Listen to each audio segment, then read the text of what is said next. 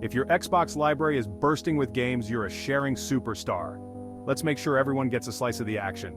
First things first, you'll need 2 Xbox consoles and 2 accounts. Ready? Great. Step 1. On the first Xbox, log in with your main account. Go to Settings, then Personalization, and select My Home Xbox. Make sure to set this Xbox as your home Xbox. Step 2. Now, log out and sign in with the second account. Your games should appear in the library and be ready to play.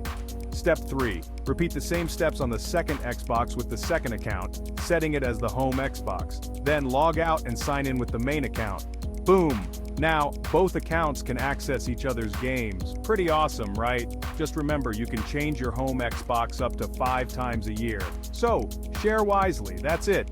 Enjoy your expanded game library and happy gaming. Don't forget to like and subscribe for more easy Xbox tips.